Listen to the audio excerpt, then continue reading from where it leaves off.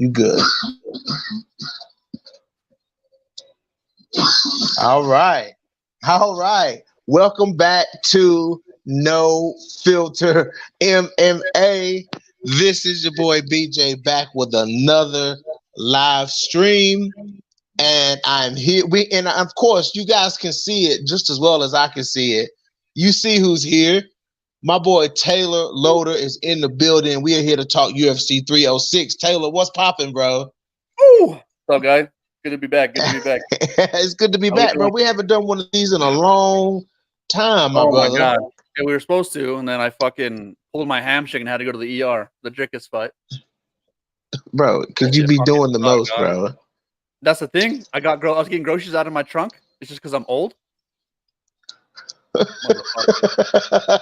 was so mad, dog. Like, it could have been. Is that what happened? That's what tweaked it. And let's say I could have like done anything else. And they was like, "What happened?" Like, dog, I just reached into my trunk, felt something pull, and I was like, "Ah, fuck." And ER. No, not felt something pulling. Oh, that shit sucks. We're good. I'm back. Okay. All right. Yeah, man. All right. So yeah, it's good to be back, bro. It's good to be back. We got a monster of a card ahead of us tomorrow night. The second UFC Noche. This one being a pay-per-view, which I think is dope. I think that's dope as hell that it's a pay-per-view. The first one was kind of like I guess it was kind of like, I mean, what would you say, Taylor? Like an experiment, maybe? Yeah, I tell you, I think the first one was an experiment, and after how successful it was, and how the Mexican fighters and the fans reacted, they just decided to make it an annual thing. Yeah. And also, Dana White hates boxing, and this has been a boxing date since I can remember, and now he's like, "Now we're taking that." Okay. So it's like that. So that's kind of what you think. You think some of that's behind it? Yeah, I think part of it is Oscar De La Hoya, because Dana fucking hates him. He hates. Oh, yeah, that is right. He does hate Oscar De La Hoya. Yeah. Didn't De La Hoya tell him let's box or something like that one time? Yeah. That shit. Yeah, man, we got a lot of stuff. It's only a 10-fight card, bro. And it's crazy because I'm looking at the card, bro, and they got early prelims. They got Raul Rojas as the early. It's only one early prelim fight. And it's only a 10 card. It's only a 10-fight card. I can't believe they put him on there like that. I thought it was crazy. On the main card.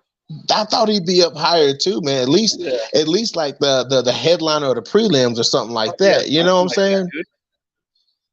Yeah.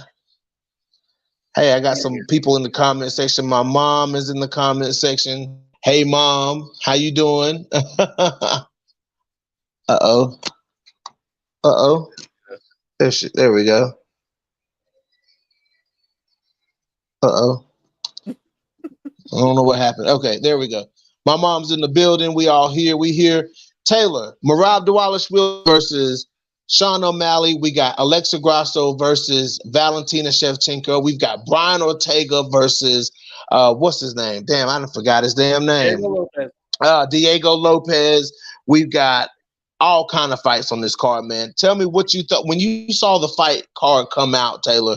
What did you think about what did you initially think about the fight card? I mean, I think we kind of knew that Valentina and Alexa Grasso was going to have the trilogy fight on this card, man. So, about the rest of the card, how do you feel that the rest of the card suits the title fights? I wanted Alexa Grasso and Valentina to headline. They call it I wanted them to headline too. Yeah, I wanted them to headline too. They got a fucking American and a Georgian headlining.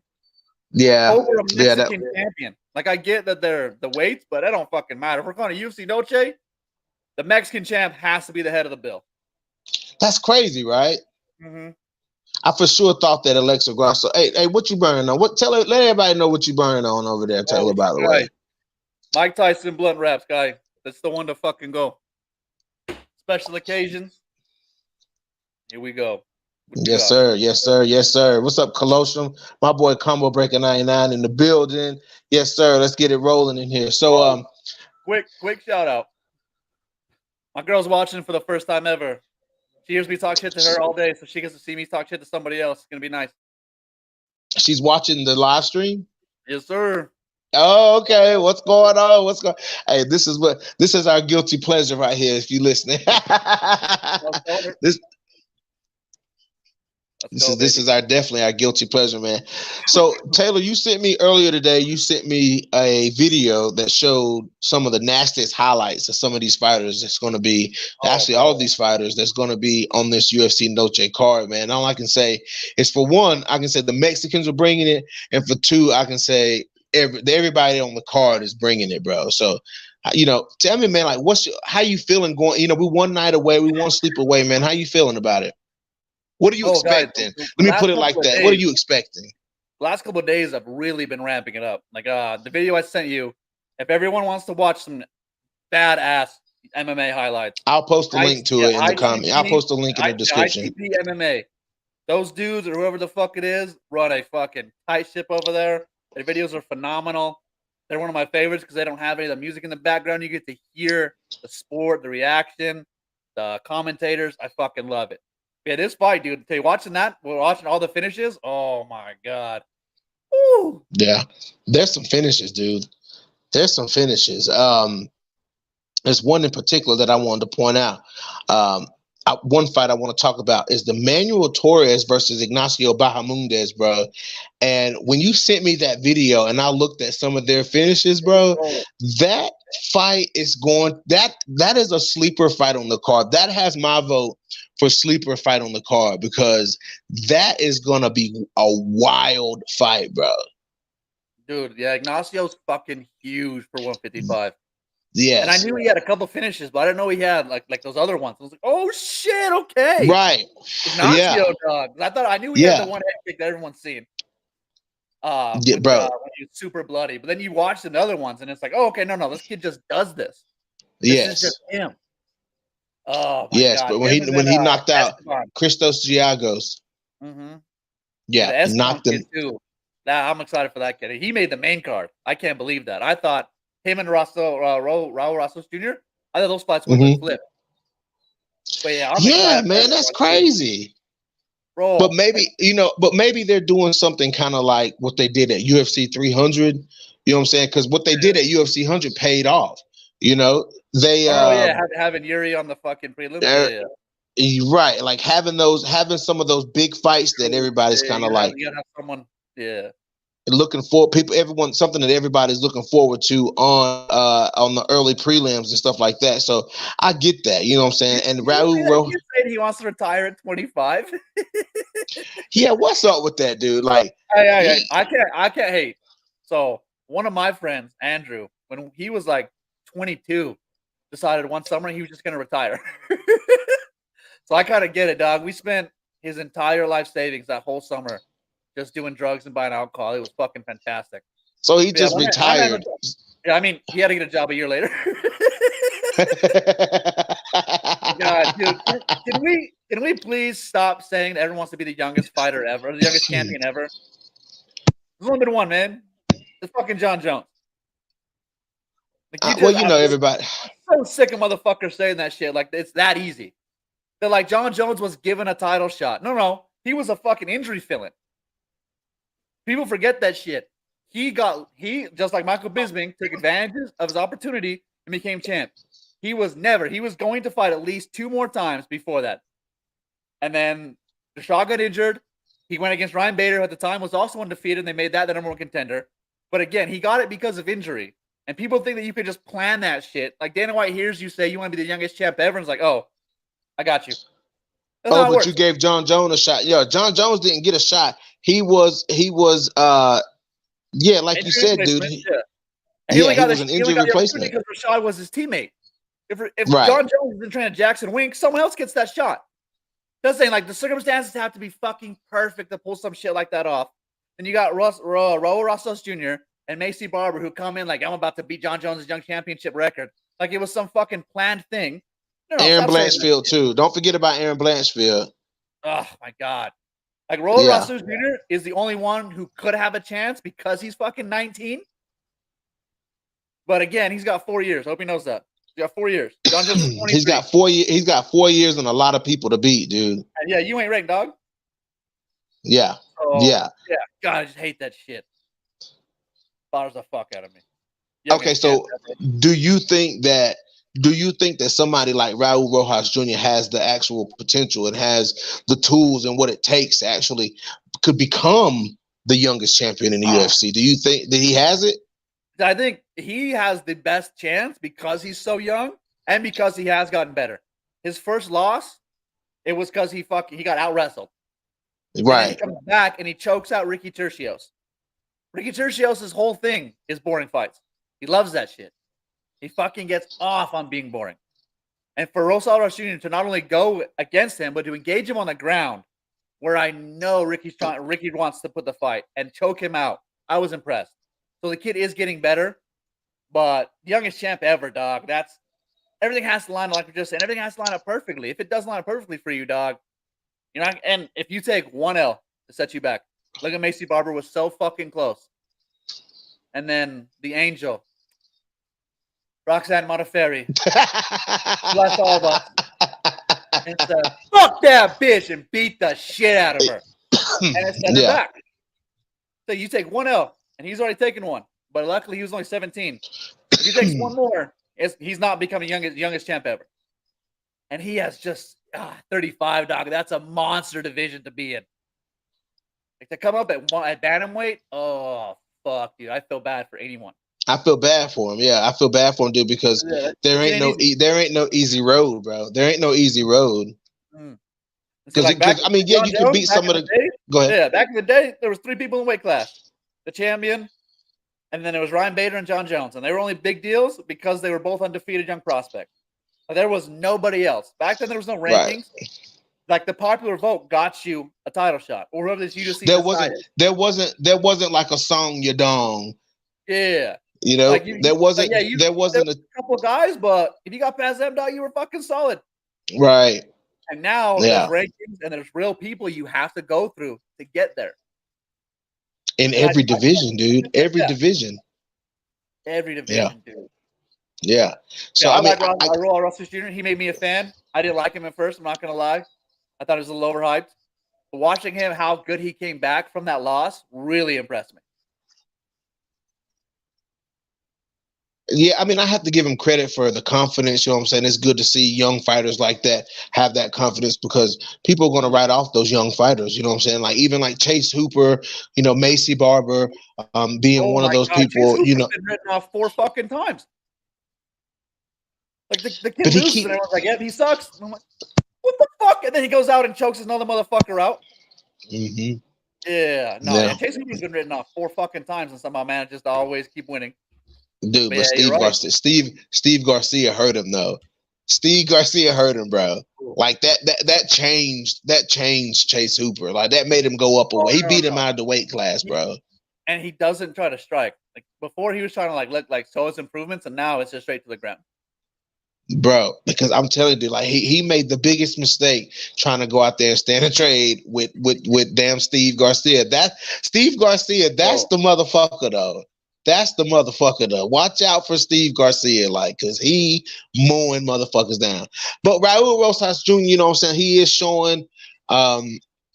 showing, you know, some promise. He is showing some improvements. You know what I'm saying? Like, not Arichi Lang. How do you say it? Yeah, Arichi Lang is a good dude. He's a good fighter. It's a good test for him. I think that if he beats Arichi Lang, it says something, but it doesn't say a whole lot. You know what I'm saying? By beating Arichi Lang, you know, but it'll be good for him to beat him tonight. Tomorrow night is the best night to beat to get a win. It doesn't matter who. It doesn't really matter who he beats tomorrow. If he wins, period, then you know it's going to be huge for him. Everybody that's not in a title fight, like this is your opportunity. Right. Absolutely. This is your chance to show everyone in the fucking world what you got.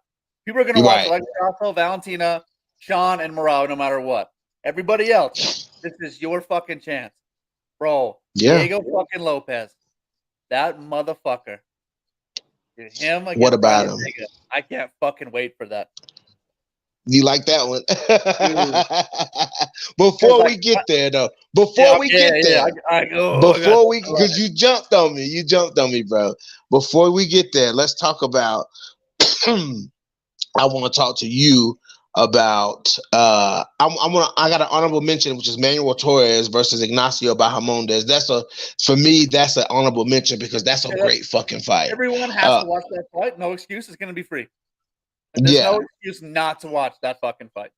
But Irene Aldana versus Norma Dumont is going to be a fucking banger. That's a banger. That's a banger fight. And Norma Dumont down from featherweight.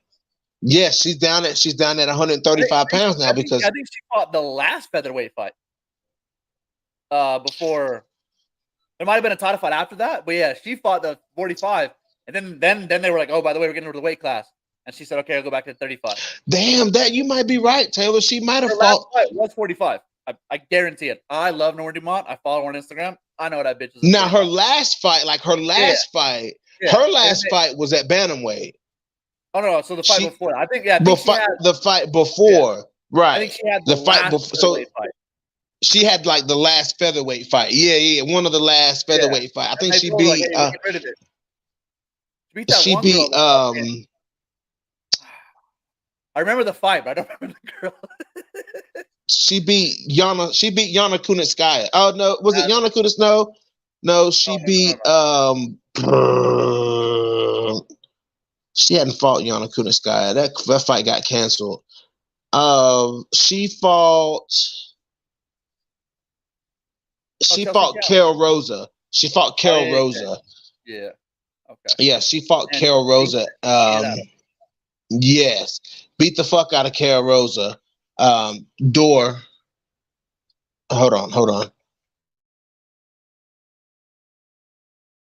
on. And she fought Carol Rosa, beat Carol Rosa, then fought Chelsea Chandler at 35, and then Jermaine Durandamy at 35. So the thing though, Chelsea Chandler, dude, I didn't got stoned. What I was gonna say was Irene Aldana's last fight was Irene Aldana. Thank you. No, hold on. Irene Aldana can chin check Norma Dumont if Norma's not careful in there, because Norma Dumont has been chin checked. Norma Dumont's been dropped a lot in her UFC career. It's like, she got knocked out by Megan Anderson, and she got dropped in there a few times by, I don't remember who else dropped her. I think it might have been Chelsea Chandler dropped her in there. And Irene Aldana, if we can remember, Irene Aldana knocked Ketlin Vieira out so well. Whoa. Like she she knocked Macy Jason with an up kick to the liver. With an up kick to the liver, bro. She TKO Macy Chasson big ass with an up kick to the liver, bro. So Macy Chasson's a real featherweight. Oh, exactly. Yes. You know what I'm saying? Absolutely. Yes. Macy Chasson is legit featherweight. Crazy. But if Norma's not, I'm picking Norma Dumont to win the fight because I think Norma Dumont is peaking right now. You know what I'm saying? Like, she looked bad in that Megan Anderson fight. She came off the couch to fight Megan Anderson.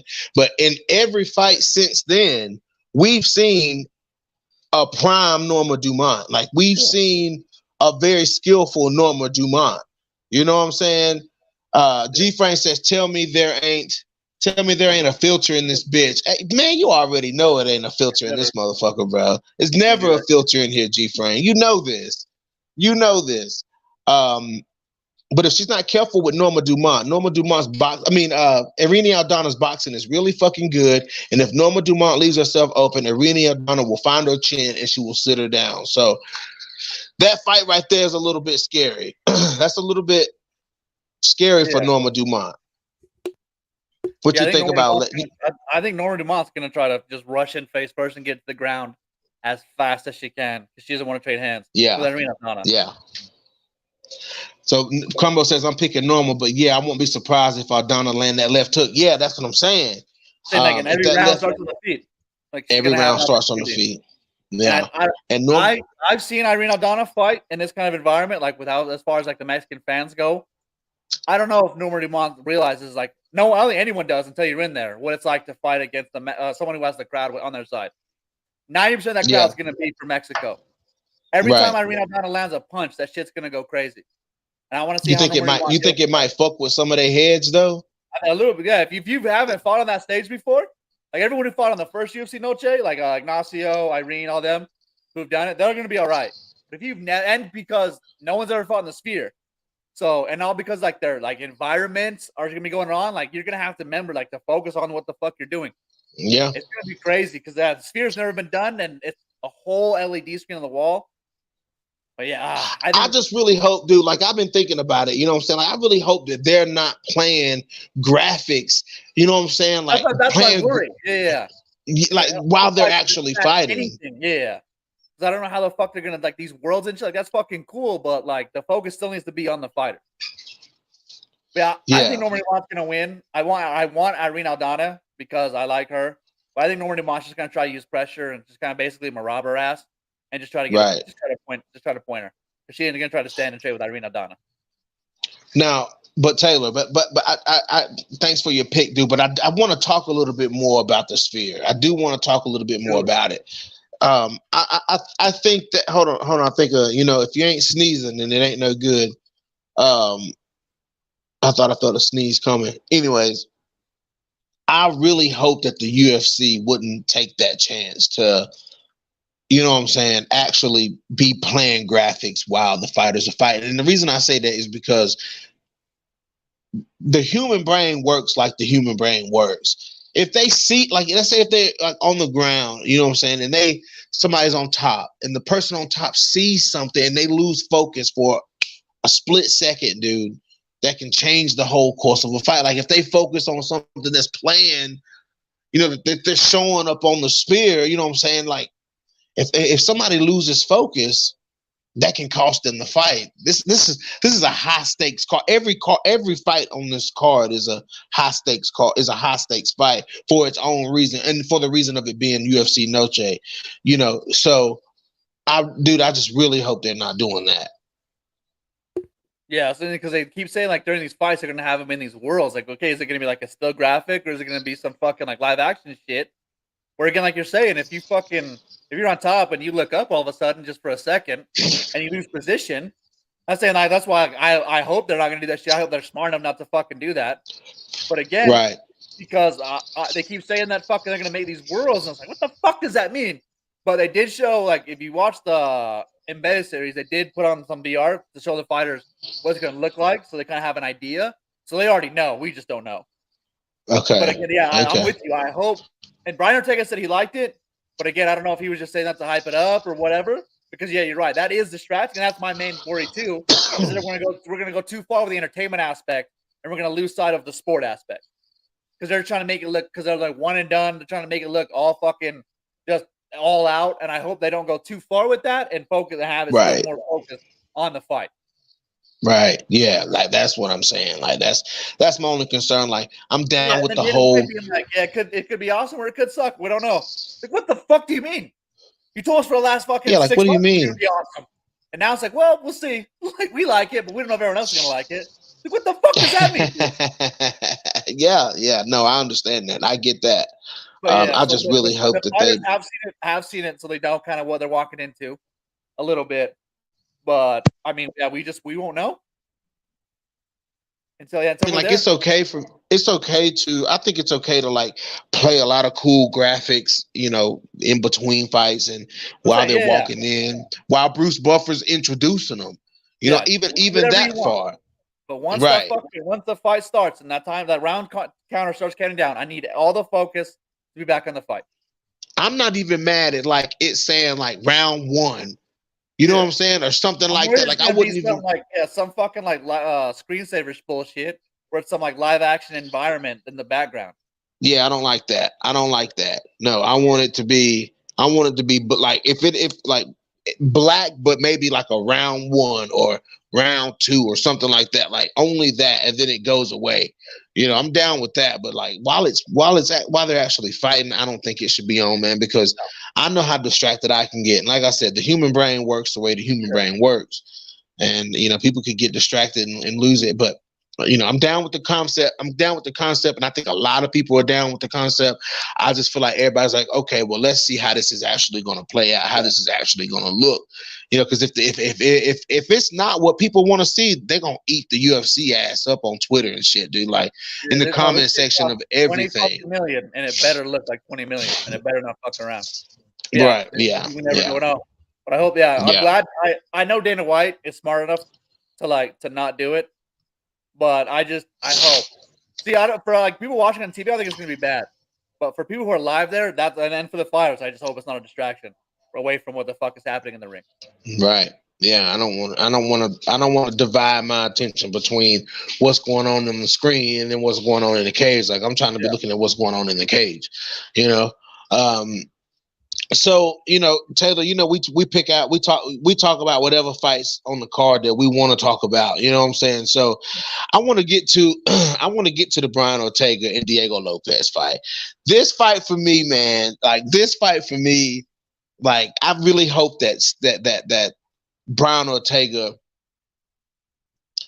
So my problem, I hope he's ready. And the reason I say that is because Diego Lopez is going to come at Brian Ortega on all cylinders. I know Diego Lopez is always fucking ready. Right. Like, yeah, and people forget Brian Ortega at one point had 4 third-round finishes in a row. That motherfucker is literally never out of it unless he's fighting Max Holloway or Alexander Right. Volkanovski. Right. And what he did was fucking, oh my God, that was so phenomenal. Because he was losing that fight. Yair was whooping that ass. Mauled him in the first round. Put him down. Second round, he was losing that fight. And to pull a submission out in the third round was fucking sick. Yeah, man, that's crazy, and I want to ask you this, man. I want to ask you, Brian Ortega, for one, especially when he was undefeated, was known for, being down a round or two, and then just out of nowhere pulling out a submission. He never looked better. That's what I was gonna say. That's the one fight I was gonna. That fight, because we were like, oh shit, dude, Clay Guida's back. Clay Guida, yeah. Shit out of Brian Ortega. He hits him with that fucking knee, and I was like, oh fuck. Yeah. But again, never out of it. Does Brian Ortega strike with Diego Lopez? Oh, I think he tries to at the beginning. I think until he hits a couple, he thinks he's a striker until Diego hits him. Wait a minute, Taylor. Wait. Hold on, Taylor. Hold on.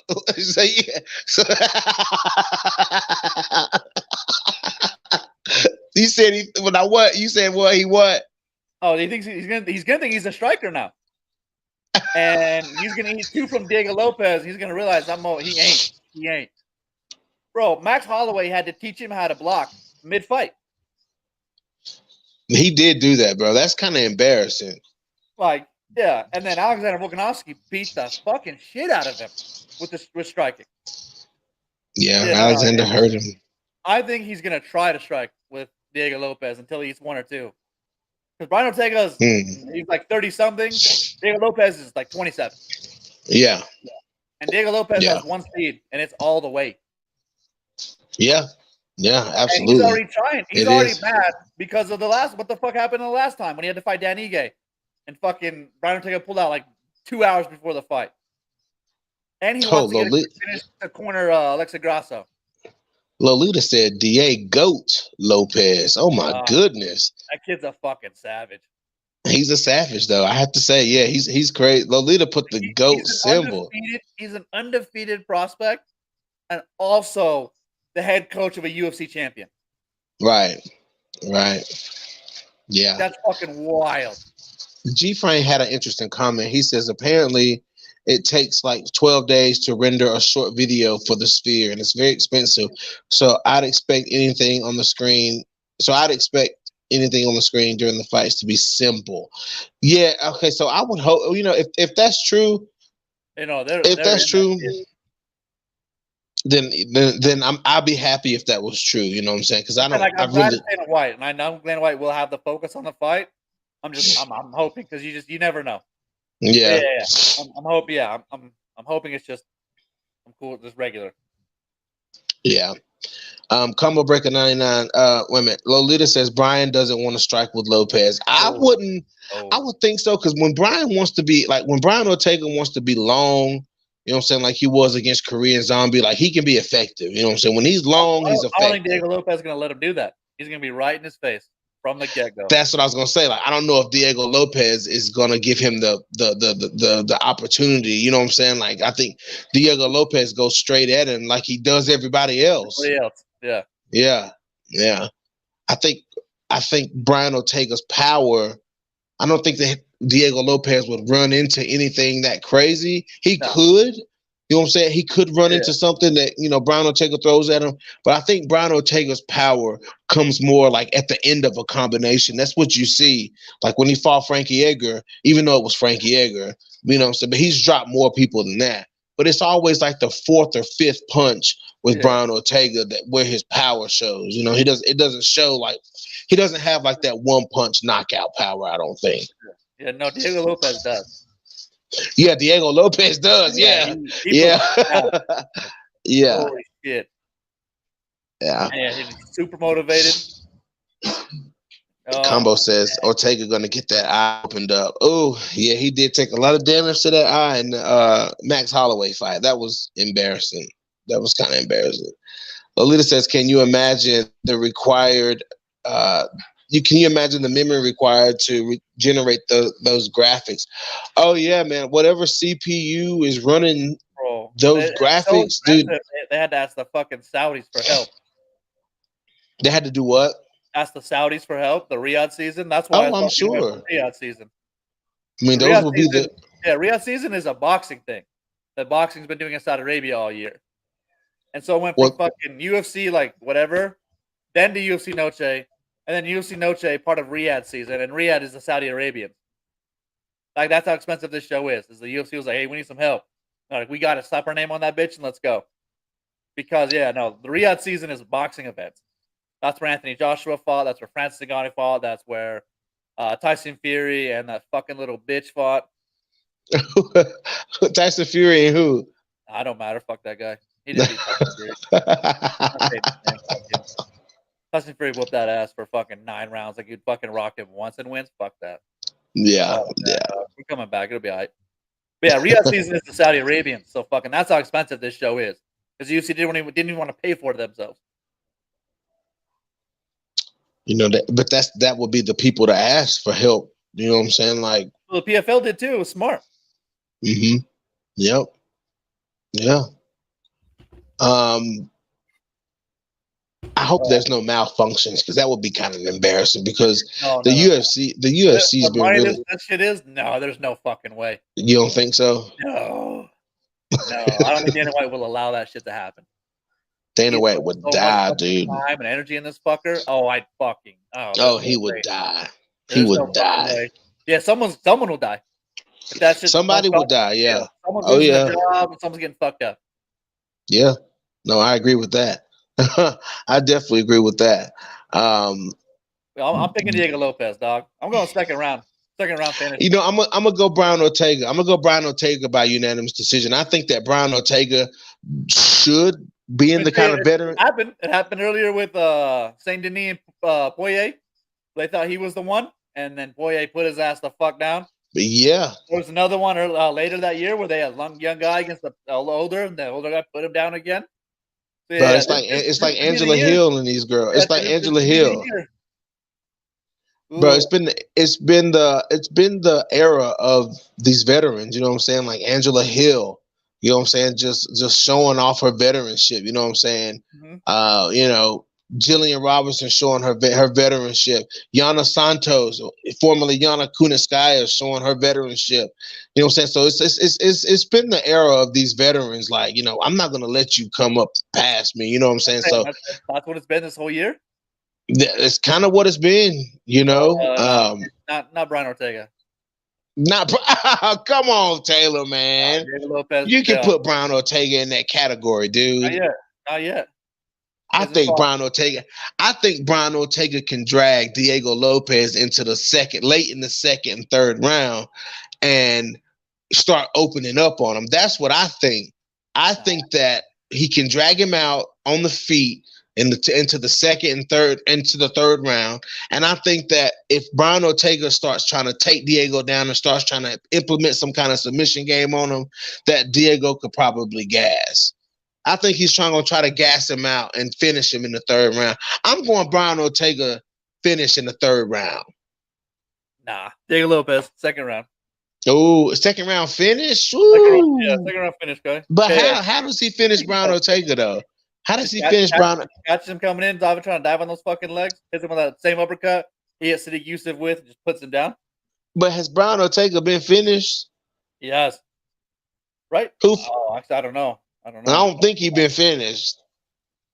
I think the fight with Yair was the only finish. Oh, hold on. Yeah, that was a shoulder injury. Oh yeah, so they're both doctor stoppages. Yeah, because Max technically. Okay, so they both been doctor stoppages. Okay, yeah. I'm gonna say Max finished it. Max beat the fucking dog shit out of him. He was never getting that fucking fight. Chief Frank says the scrambles will be incredible. Oh, no, you're right. Facts. Yeah. Bro. This is gonna be so fucking fast paced. This fight. Yeah. The jiu-jitsu is gonna be crazy, man. I'm looking forward to it. Like that's like a low key fight of the night. You know, it could be fight of the night. That could headline any other fight night card. Yes, absolutely. That could definitely headline the fight night card. Absolutely. All right, we're gonna go to Combo's comment. He says Ige did give Lopez some work. Yeah, he did. He was in there with him. Ortega is the only one who looks like he's been taking it easy in the gym. He doesn't look one. How he looks. He looks bad on the scales though. Oh no, he kills himself in 45. He talks about it all the time. That's what I'm saying. Like he looks. Well, you know, he talked about going up to 55 after this fight. Yeah, he tried to do it with the fight before, and Dana White said, "Fuck no." That's why he ended up fighting Diego Lopez. Or that's why he was fighting Diego Lopez the first time.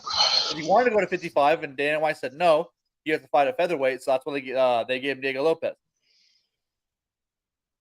Okay, yeah, I mean that makes sense, but I don't know how he's gonna look at 55 though, especially like too small. Yeah, I don't know how he gonna look at 55. We'll see though. You know what I'm saying? Maybe he's a little stronger at 55. Doesn't have to cut as much weight. Can put that grappling on him. You know what I'm saying? But at 55 might be there might be a pathway for him. He doesn't quite fight like Khabib, but he is a ground fighter. Like people like motherfuckers at 55 can be submitted though. Yeah. I mean, think about it. Like they've been the top fighters at 55 have all been submitted. So, you know, we'll see. I'm gonna hit the main event, then we're gonna go to the co-main event. Sean O'Malley versus Merab Dvalishvili. Taylor, what you got for me, bro? Oh, Sean O'Malley. Oh, fucking day. You got Sean O'Malley to win the fight? Aljo was so fucking terrified to shoot in on Sean. Because I don't think the bantamweights realize how long and how tall he is until you get in there with him. Yeah, he's big. And that range is wild. Yeah. And you have to survive coming in, rushing in like that every time. And I think people underestimate Sean's grappling. I don't think he's a better wrestler, but I think it's better than what Merab thinks he is. Now, if Merab gets a hold of him, I don't know if Sean can. I don't think Sean does anything on the ground. I think he can scramble like as reverse just to get up. But I don't see like fucking Sean throw up a triangle from the bottom. You know what I mean? Right. But no, I got to do Sean KO inside 3 rounds. Lolita says Sean KO. Colostrum says Merab is going to drown O'Malley. Ooh, we good. If because Aljo was scared, but I don't think Aljo's scared to get, or I don't think Merab's scared to get hit on the inside. Colostrum says Jan took. As long as he can do it, he'll be all right. Colostrum says Jan took O'Malley down multiple times, and he got right back up. And that's the thing. I think Merab is obviously a better wrestler than Jan. I don't know, but I think if Sean gets on the ground, I think he can maybe work to the fence or try to get a stand up or just hold. But I don't see him doing anything offensive from the bottom to like move to threaten Merab. Like Merab's gonna on top. Merab's gonna be able to do whatever he wants. I don't think Sean lets him get it there before taking a lot of damage. And he's getting in that cut though. He's got that fucking cut right above his eye. Yeah. Sean's gonna open that shit up, and the blood makes you slippery, and it makes it easier to get out of things. But Merab gets hit a lot too. Like he's got constant pressure. You know what I'm saying? Like people are talking about his pressure and his. He hasn't fought anyone good besides Peter Yan. He fought Jose Aldo, who's a featherweight, and is 35. Henry Yeah. Cejudo was his second fight in 4 fucking years. Now he did destroy Jan. I'll give him that. He absolutely fucked up Jan. Yeah. Yeah, he did. But that's the only top 5 fighter he's fought. What's up, Paul? Paul was popping. And yeah, that's what everybody is, people have been saying, like Merab Dvalishvili, like he has that forward pressure and that volume, and there is something to be said for fighters that fight like that. You know what I'm saying? Like, but he doesn't finish anyone. He doesn't finish anyone. He doesn't finish anyone. Marlon Moraes been finished by everybody. Yeah, but he gets hit a lot. Say Moraes, yeah, I think Sean tagged him because I don't think these guys understand how long he is until they're in there with him. I think Aljo thought the same fucking thing. I'm gonna walk him down, put him against the cage, take him down, and choke him out. And until you're in that range, you just don't know how long he's in the kick. You don't know, yeah, you don't know. The kicks can go either way. Merab can use the kicks to take him down, or if Sean uses them right, he can use them to. And Sean stands kind of weird too. Like he stands kind of weird, like not like, weird. Yes, it's kind of like a mix between the karate and what Sean Strickland does. It's fucking weird. Yeah. Like he has like this weird stance, and then but when he knows how to use every inch of his range, and that's what makes him so dangerous. Like he knows how to use every inch of his range, and that makes Sean O'Malley very fucking dangerous, very fucking dangerous. And he pops those punches at the end of it, man. He snaps those punches at the end, and he sits people down. You know what I'm saying? And if he get in there with Merab throwing hooks, I'm worried that Merab gonna leave himself open because Merab ain't that high level of a striker. Like he's got holes in his striking. You know what I'm saying? He's more of an in close grappler style fighter. You know what I'm saying? But he enough striking to get on the inside to take you down. But some fighters can't. Like some strikers can't expose that in fighters. You know what I'm saying? Some strikers wilt when grapplers come in swinging like that. You know what I'm saying? Taylor, we've been following Jillian Robinson for a long time. Look how Jillian Robinson making these strawweights wilt. You know what I'm saying? Like, you know what I'm saying? Like these strikers are supposed to, you know what I'm saying? These strikers are supposed to be taking her out, and these girls are she's breaking these strikers in there. You know what I'm saying? Some strikers can, you know what I'm saying? But some strikers can also fight around that. Some strikers know how to throw power and like Alex Pereira, the first time he fought Israel took him down in 3 different rounds, and then that 5th round he came out and finished him. Yes, some fighters know how to do that. You have to decide, like, this is how you're gonna fucking do it. And I said this could be Sean's test. This is the biggest test of Sean's career by far, because Merab could, like, if it's the 4th round and Merab's up 3-0, how does Sean react? How tired is he gonna be? Right. Yeah, like that's what I'm saying. This is the test for Sean O'Malley. Like, are you that motherfucker or are you not? Because we're gonna find out. Colossus says when you're fatigued, your punches start to lose that power. Yeah, that's what I'm saying. Like, I think Sean takes care of him within the first 3 rounds. But if he doesn't, what kind of guy are we fucking? Taylor, read this comment.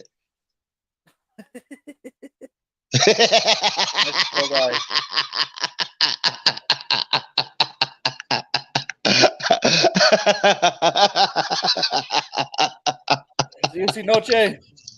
UFC Noche. Viva Mexico over there. If you guys didn't know, my boy Taylor repping his Mexican blood. I feel you, bro. I feel you. Gotta show that shit. Let's see here. Combo says O'Malley knows his body and reach. That's why he's popping these guys off guard. He embarrassed Chito Vera. Like he embarrassed Chito Vera in that rematch. There's no other word for it, dude. I was so disappointed in Chito. Oh, awesome. That was crazy. Chito doesn't get better. Chito's never gotten better. And Sean did. But again, this is not Merab's different. Merab's not gonna try to strike with you. Chito Vera, there was no threat of him taking you down. And if he was, it was just for points, and that was all. He wasn't gonna try to submit you. Merab doesn't. Merab will try to submit you. Merab will try to beat the fuck out of you. I just don't think Sean lets him do it. I think Sean uses his range, And once he touches him once or twice, I don't think Merab dives as often as he does. I think he tries to pick his shots after eating a couple. I'm not saying. I think Merab might stay in there though. I think he might stay in there with Sean O'Malley and close that distance. You know what I'm saying? Because Merab is good at closing the distance with strikes. Is you know, Aljo going to be in the corner? You think? I would hope so. Why? I don't know if he is or not, but I would hope so. What's his advice? Look out for the right hand. Nigga, what'd you do? You didn't do shit. Right. Yeah, you didn't do shit. But he got dropped by it. All right, let's go to the co-main event. Wait. What is your official pick? What's your pick though? Oh, Sean O'Malley, inside 3 rounds. Inside 3 rounds. Mm-hmm. Sean O'Malley inside 3 rounds. Okay, I got Merab.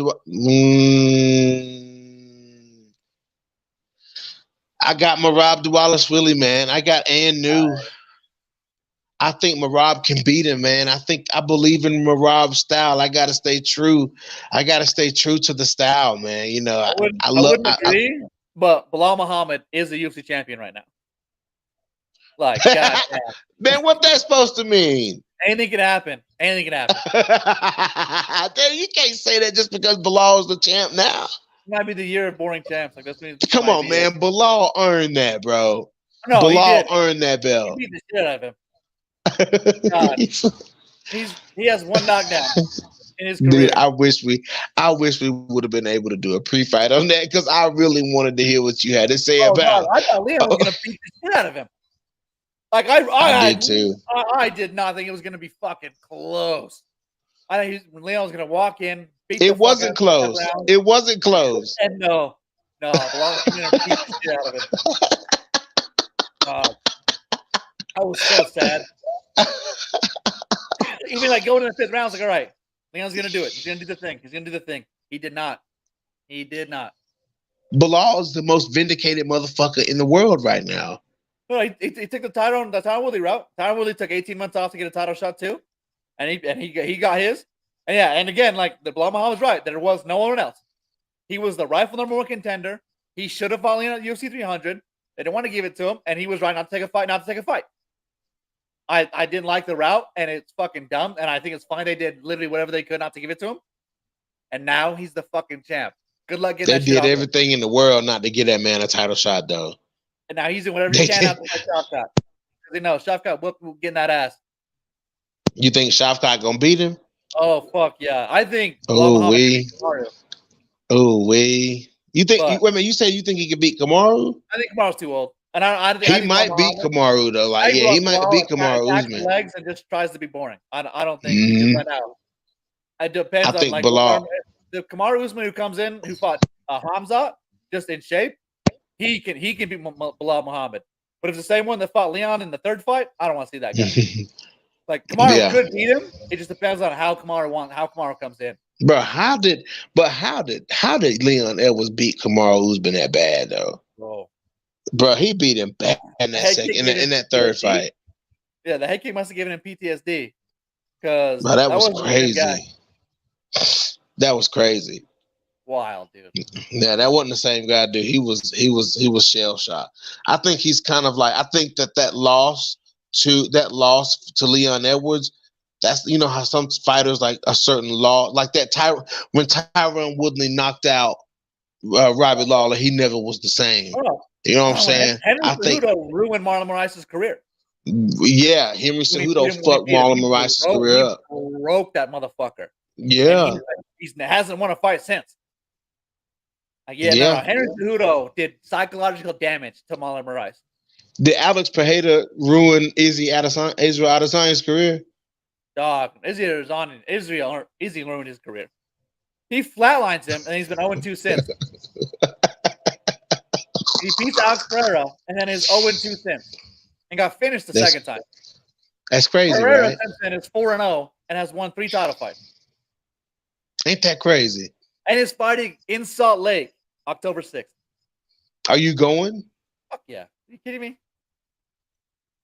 Come on. I bet those tickets are crazy. He's the new top dog, though. That's the guy that he's the one. He's the new top dog. Yeah, Alex Pereira is the new top dog. Saved International Fight Week. Saved the UFC 308. Because I'm gonna tell you right now, if it was just Raquel Pennington, I wasn't going. Whoa, hold on now, because Juliana Pena, I'd have been there for I know. Juliana I would Pena have getting up watched. there headlining I that would have card. watched. I would have watched from a bar. Hold up. I'm not paying $1,400 to watch Raquel Pennington lose. I'd pay $1,400 to watch Juliana Pena whoop Raquel Pennington's ass. Nah, see, you be hating. I'm a Juliana Pena fan, so it's okay for me to say that. I would do it for Kayla Harrison. For Kayla Harrison, but you wouldn't do it for Juliana Pena? Wow. Kayla Harrison's the only non-UFC fighter who proved me 100% wrong. Yeah, because Taylor, you was hell bent that she would never fight in the UFC. You was come to the UFC. I said that for years. You said it. You said it, Taylor. You said it. She's fucking afraid. She's scared. She can't make the weight, and she you said it. Made the weight, and then beat the fuck out of Holly Holm. And I was like, nah, she's right. Yeah, after that, Kayla Harrison can say what the fuck she wants. I don't care. But you could never. But you could never say you didn't say that because it's on film. Oh, no, that's what I'm saying. I will never deny it. I didn't think she would ever do it. That's why I always said it. That's why I always fucking said it. There was no way in my mind she was ever coming to the UFC to fight 35 when she fight lightweight. She came in, bro, I thought she would never make that weight. I thought she would never make that weight, bro. She came in and I was like, no, girl, you can say whatever you want. She made it. Yeah, no, I'm a fan after that. Like, she literally proved everything I said wrong. Everything I said she wouldn't do, she came in and did all of it. Kayla Harrison is a G. She the fuck she wants. Kayla Harrison she's a G. She's low key a G. Oh, you know what I'm saying? Yeah. I can't give her my full support. You know what I'm saying? But I have to. I could never turn my back on Juliana Pena like that. I could just never turn my back on Juliana Pena. No. Don't be wrong. Juliana Pena, the dog. What she did to Amanda Nunes will always be historic. That was a historic fight. Yeah. She took the dog out of her. She took the dog out of her, yeah. Let's move to the co-main event, Taylor. I want to hear what you got to say. Alexa Grasso, the flyweight queen. The flyweight queen. Listen to this. Listen, Taylor. You know how I am about the flyweight division, Taylor. You've been with me on this whole journey all of these years, bro. On No Filter MMA, you've been on this journey with me, bro. You've been a part of No Filter MMA for a very long time, my guy. Yes, listen, you know how I am about that flyweight division.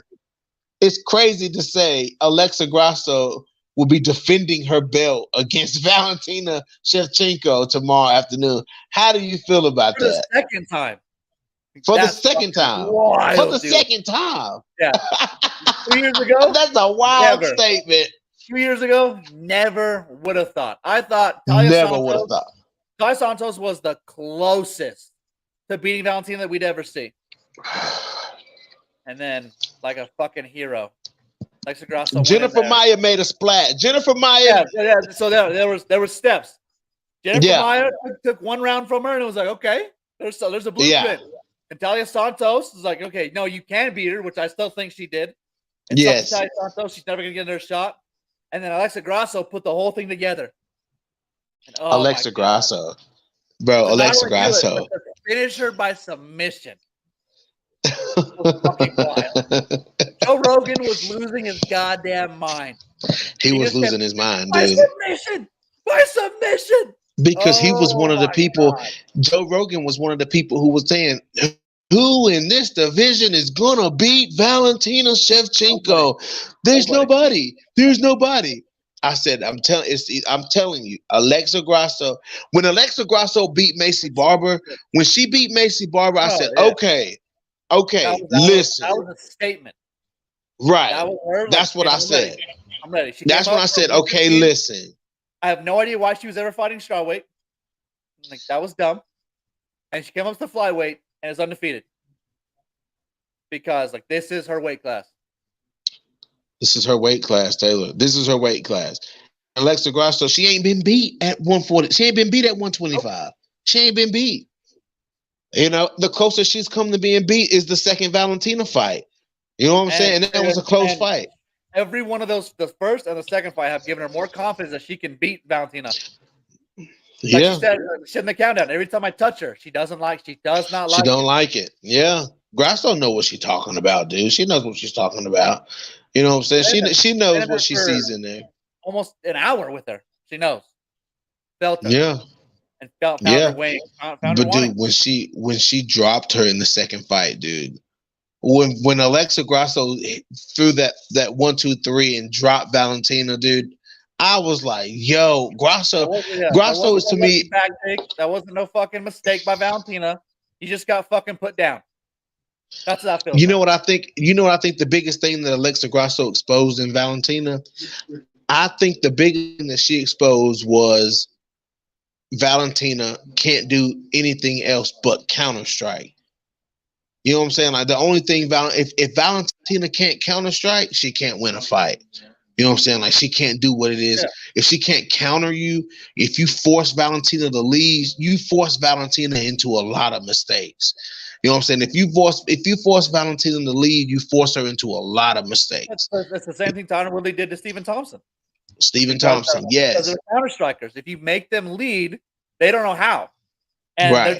they're kind of trying to counter strike from a distance that they've never done it from before, and it throws you off. And that's how. Right. And then you get frustrated, make mistakes, like doing a weird spinning back fist and getting your back taken. Right. Yeah, man. And I think that was a huge thing that Grasso did, man. And I think that coupled with speed and timing, you know what I'm saying? Alexa Grasso was able to touch Valentina more than Valentina was really used Yeah, to, especially at 125 pounds. You know what I'm saying? Like, Captain Chukagian wasn't able to touch her like that. Jennifer Maya touched her a little bit. Tyler Tyler Santos Santos was touched her. all on the ground. It was all on the Yeah, ground. yeah, Tyler Santos had her, was out grappling the hell out of Valentina in that fight. You know what I'm saying? But the first person that was really able to touch Valentina at 125 was Mhm. Alexa Grasso. She touched her in the first fight.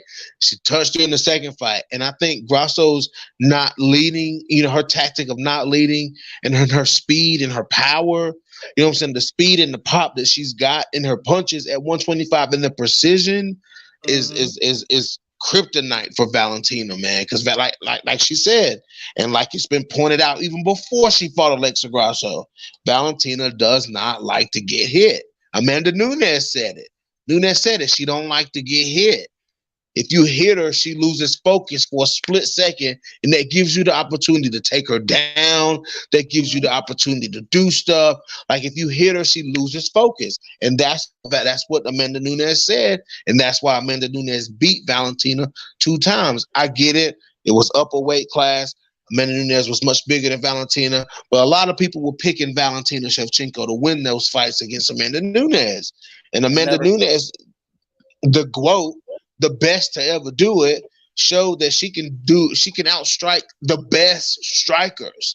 You know what I'm saying? So, it is what it is, but you got to play those games. And now, yes, I do think Alexa Grasso has earned the right for people to say she's a better striker than Valentina Shevchenko. Yeah. I mean, it is what Uh, it is. fun, fun fact: Amanda Nunes been retired for 2 years. Still has beat every women's bantamweight champion in history.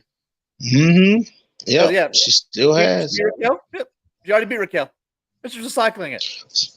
But She yeah, beat Raquel. She beat Alexa Grasso is going to Juliana. touch her.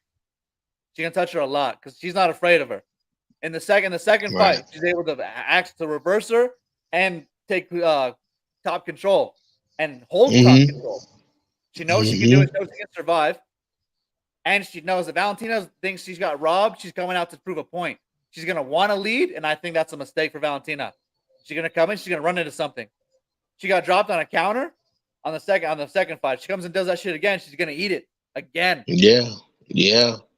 And that's all she's done is giving Alexa Grasso more and more confidence every time. Every minute they're in there, the Valentina isn't winning is confidence for Alexa Grasso. Yeah, because Grasso in this third fight, Grasso should be. I think Grasso was oozing confidence. You know what I'm saying? Like I'm locked into a trilogy with Valentina Shevchenko. Like I've Yeah, defeated things her. like that. Not saying like the weird shit that people say before they fight John Jones.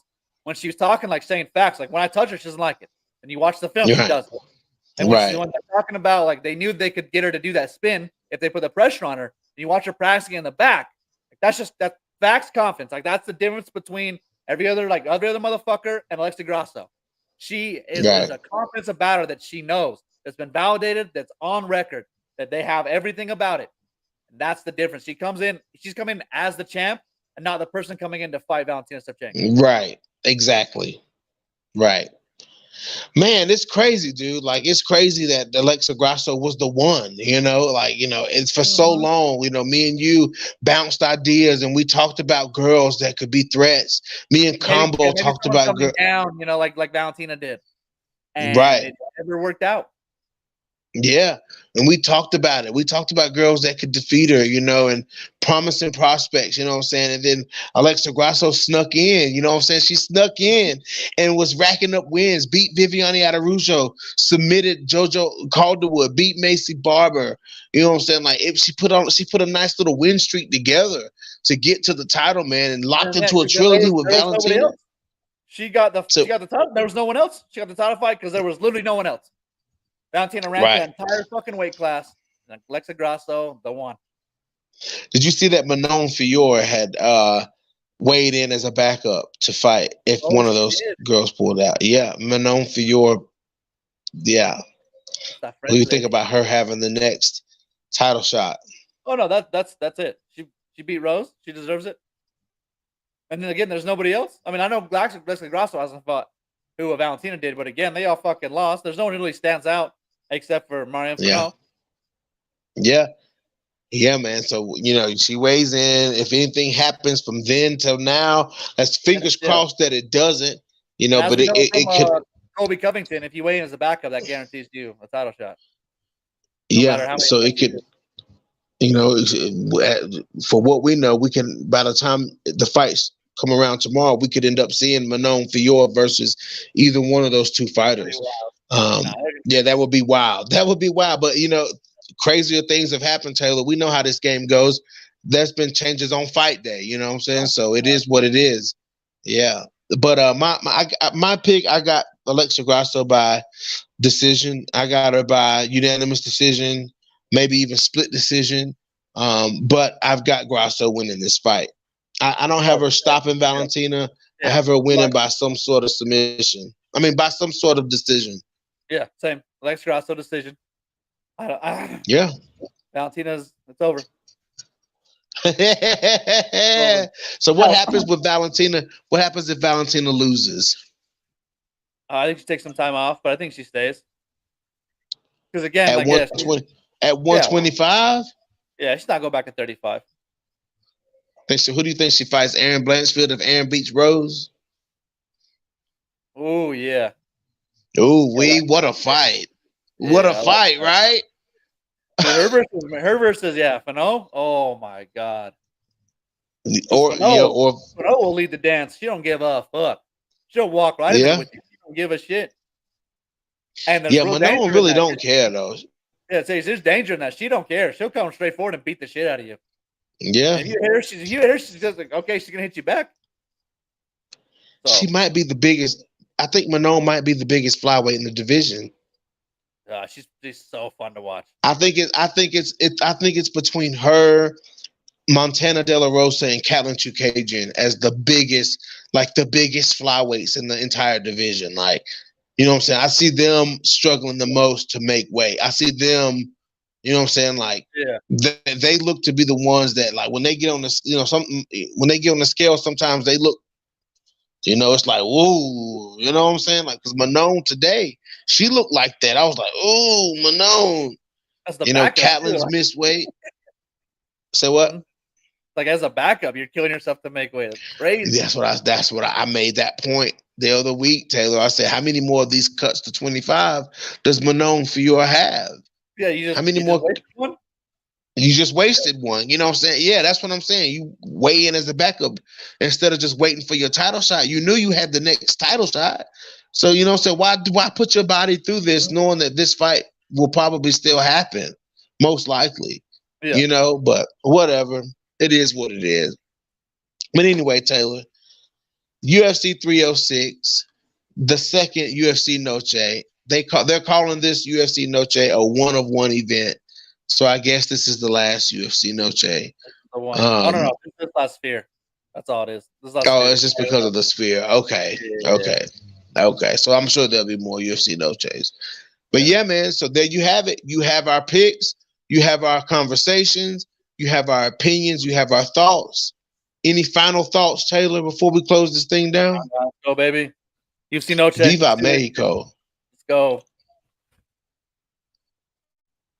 I'm expecting a lot of bonuses. I'm expecting a lot of fireworks, and I'm expecting a lot of finishes. Awesome. Yeah. Yes. And I'm excited. Yes, sir. All right, man. That's it, Taylor. That's all I got, bro. All right, boy. Let's get out of here. All right, man. This is your boy BJ back from No Filter MMA with another one. Me and Taylor, another one in the books, bro. It's always a pleasure to do these with you. Always. We got to try to get this guy back on for the next numbered card pre-fight. These are always fun, bro. Sure. Love them to death. Yes, sir. All right, guys. Like, comment, subscribe, and we are out.